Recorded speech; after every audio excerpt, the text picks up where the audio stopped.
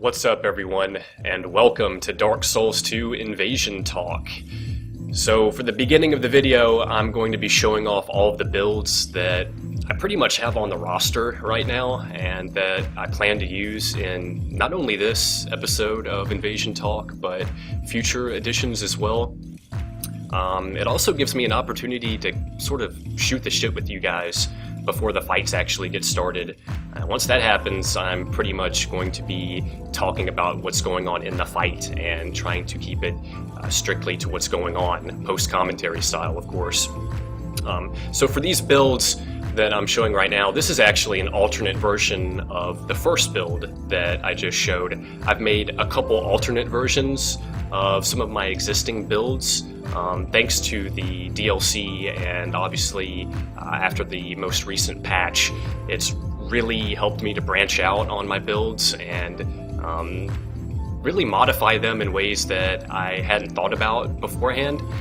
Here's another example of that. This is an old screenshot of actually one of my first invasion builds for Dark Souls 2. He's heavily poison influenced. Almost everything is infused with poison. I'm wearing Crest of the Rat, and this is another build that I ended up hooking up with the Flynn's Ring, excuse me, from Dark Souls 2 DLC Crown of the Sunken King, and it's really helped open things up, and here he is right here. I've modified the armor slightly as well. But for these Invasion Talk videos, I'm just really trying to break the monotony of doing montages and outtake reels, and it really gives me an opportunity to be vocal with you guys and sort of talk about the game. So I'm really looking forward to it, man. This is my strength build right here.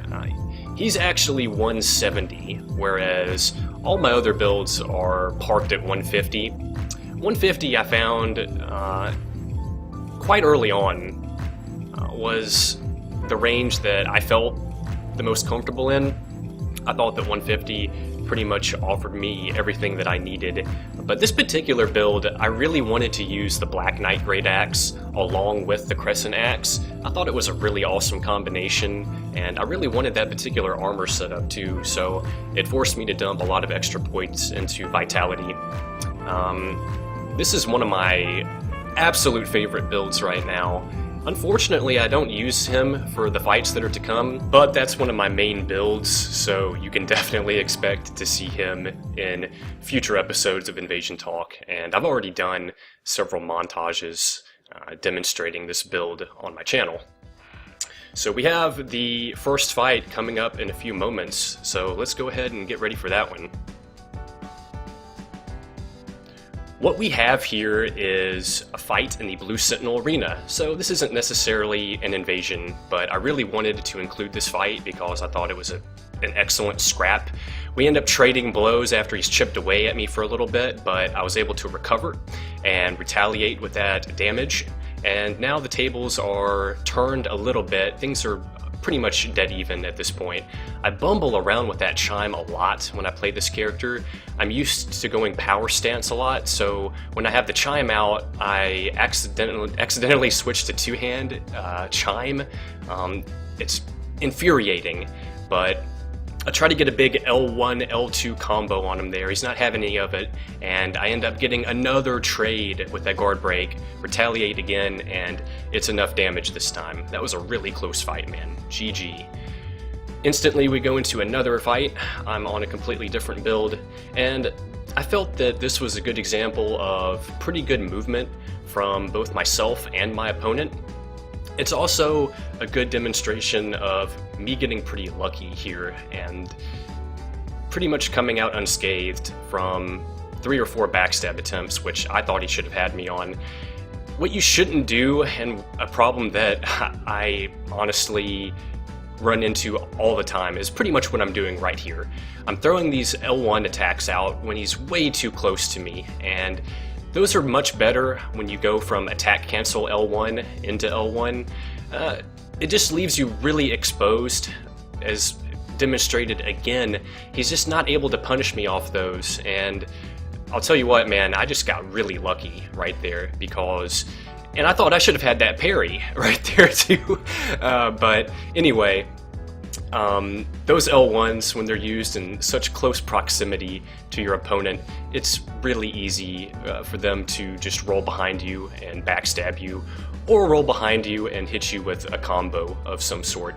Those great swords are pretty good at doing that, but I was able to lure him into an L2, L1 combo.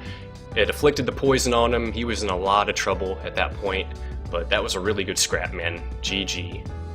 And it's time to break stuff in your world. This fight was kind of a sad face moment, but it was a really good fight nevertheless.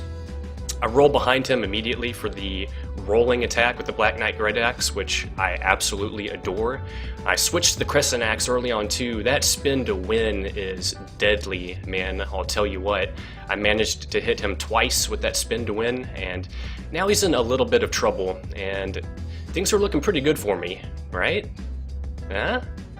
Well, yeah.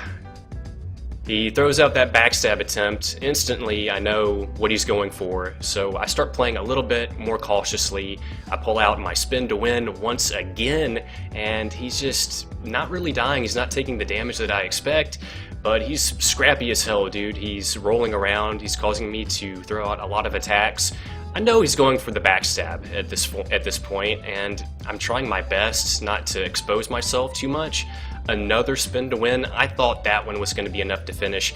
Here comes the mistake. That second swing, and he gets me. GG, man. That was nasty. I really shouldn't have thrown out that second swing. He might have gotten me anyway. It's tough to say. I invaded this particular guy, and I thought I was going to stop him from getting the backstab with the L2 right there, but apparently I was wrong, as I normally am in this game.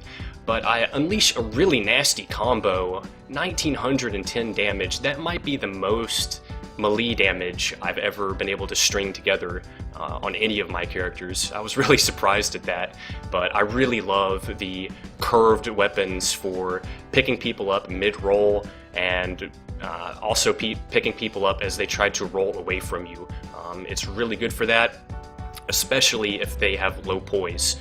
If they have high poise, that strategy pretty much doesn't work at all. But this guy has won a favorable trade with me earlier on, and he's done a surprising amount of damage with just 2 katana slashes, but I was able to lure him into a parry off the running attack. I like to go power stance with these daggers often and kind of deceive my opponent into thinking that I'm going pure offense, and what I like to do is just switch from power stance to regular stance and throw out a parry with the parry dagger. It can be done so quickly, and the timing on it is very easy to learn, in my opinion.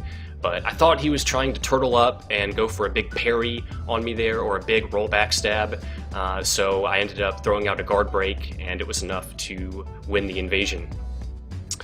This invasion was pretty much madness. At this point, I've got a smile on my face because I see the backstab animation go off on the host, but he's still alive after that. I couldn't believe it. So now I'm freaking out, basically, trying to finish him off, and he catches me in the backstab and murders me. That curved Dragon Greatsword, man, I don't think I've ever lived through a backstab from that weapon. It does so much damage, but good job there, man. I was really surprised with that one. This is the last fight on the list here, guys. It's a bonus fight of sorts, so I'm gonna go ahead and leave you guys here. I really enjoyed it. I hope you guys enjoyed it too, and until next time, guys, I really hope to see you on the next one.